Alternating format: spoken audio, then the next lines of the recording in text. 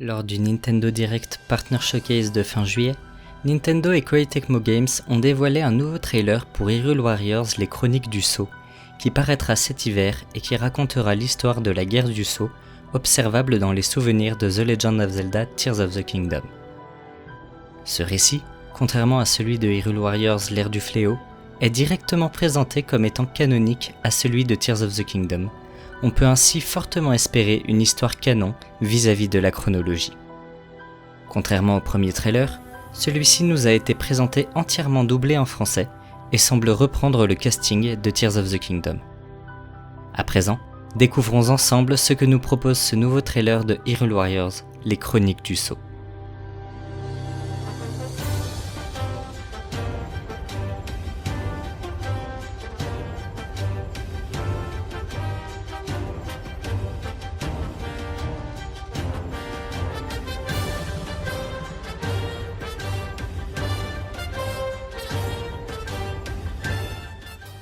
Bien que cela était prévisible, ce nouveau trailer nous a montré de nouveaux personnages jouables après Zelda, Raoru et Mineru, à savoir la reine Sonia et les anciens sages du feu, du vent, de l'eau et de la foudre.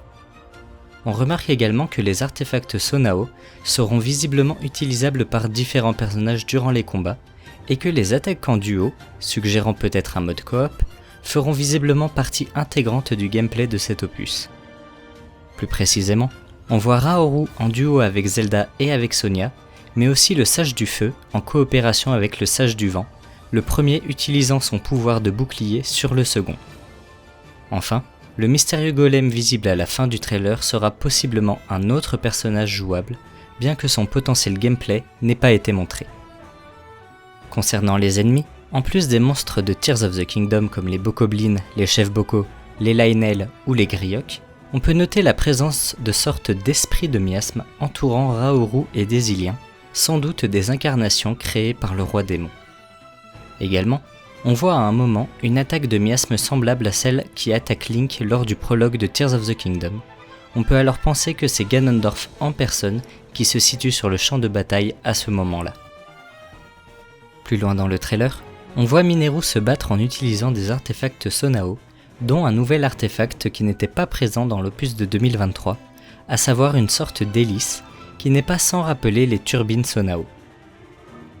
Pour finir sur le gameplay, on voit dans ce trailer de nouveaux environnements en plus du plateau du Prélude et du château d'Hyrule Sonao. Parmi ces zones, la montagne de la mort, qui a toujours au-dessus de son cratère cet immense nuage de cendres, mais aussi la région d'Ebra et le désert Gerudo. Une séquence de gameplay montre aussi les îles célestes, dont on aura peut-être de nouvelles informations. On voit également de nouvelles zones souterraines, dont une qui rappelle les souterrains de la mine d'Ourbillon, dont la forme rappelle celle d'un dragon. La péninsule d'Ourbillon, à la surface, est d'ailleurs le lieu où se trouve la dernière larme du dragon de Tears of the Kingdom sur le rite draconique. On peut alors s'attendre à en apprendre plus sur les dragons dans ce jeu.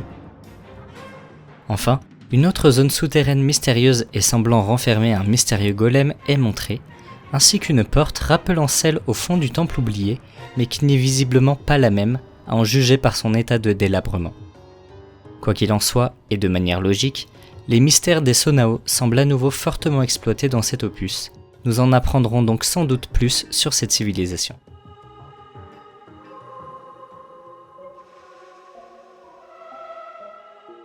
L'un des aspects mis en avant dans ce trailer, et même dans l'épisode de Creator's Voice sur le jeu, c'est les anciens sages qui ont participé à la guerre du Sceau. En effet, on voit ici Raoru donner au sage Goron son casque rappelant la créature divine Varodania, ce qui suggère que l'on verra dans ce jeu la nomination des sages, avant que ceux-ci ne se voient confier les pierres occultes. Mais ce qui est le plus intéressant concernant ces sages, c'est le sage de la foudre, donc le sage Gerudo. En effet, la tribu Gerudo est très particulière dans l'univers de The Legend of Zelda, et notamment ici dans l'univers restreint de Tears of the Kingdom, puisque c'est de ce peuple qu'est issu le roi démon Ganondorf, alors chef des Gerudo. Les Gerudo sont présentés dans les souvenirs de l'âge des dieux de Tears of the Kingdom comme hostiles à Hyrule, excepté le sage de la foudre. On voit d'ailleurs dans ce trailer Raoru se battre directement contre une Gerudo, certainement le sage Gerudo avant sa nomination. On peut donc aisément penser qu'on assistera dans ce Hyrule Warriors à un conflit interne au sein des Gerudo, une partie étant fidèle à Ganondorf et une partie se rebellant contre son joug et se ralliant à Hyrule. Cet argument est d'ailleurs soutenu par une voix ressemblant grandement à celle du Sage de la Foudre, qui semble énervé contre une autre personne ayant demandé de l'aide à Hyrule. Quoi qu'il en soit, cet aspect du lore sera sans doute particulièrement intéressant à suivre. L'autre élément très mystérieux montré en fin de trailer est l'étrange golem qui semble s'éveiller dans un souterrain reculé du royaume. Si au premier abord on peut penser au golem de Mineru, il faut noter que ce n'est pas le cas car celui-ci est visuellement différent. En effet, il possède des mains ainsi que des pieds rappelant des bottes de guerrier. On peut également lui deviner une forme de visage. Ce golem animé par la magie Sonao, qui semble sortir directement de son moule, est l'élément de teasing principal du trailer. Aussi, juste avant de le voir à l'écran, on peut entendre en fond sonore les premières notes du thème de Faye de The Legend of Zelda Skyward Sword, thème qui est rattaché à l'épée de légende. En rassemblant tous ces éléments, on peut avancer la théorie suivante: ce mystérieux golem aura un lien avec l'esprit de l'épée de légende. Je vais même aller plus loin.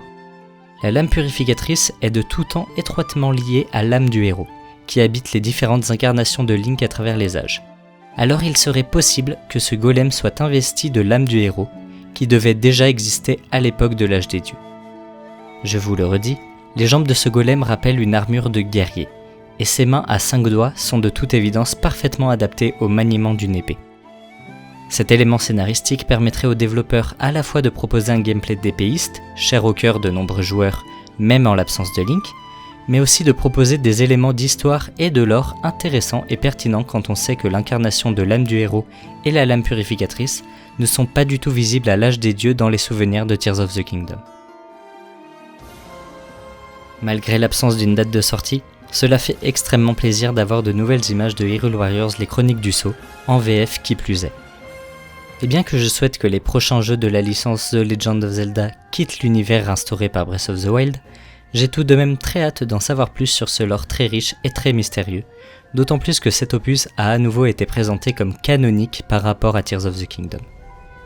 Que ce soit concernant les sages et les peuples d'Hyrule comme les Gerudo, concernant les Sonao, ou concernant la guerre du Sceau en elle-même, j'attends avec impatience un prochain trailer en attendant la sortie du jeu cet hiver, alors comptez sur moi pour être là quand nous aurons de nouvelles informations sur les Chroniques du Sceau.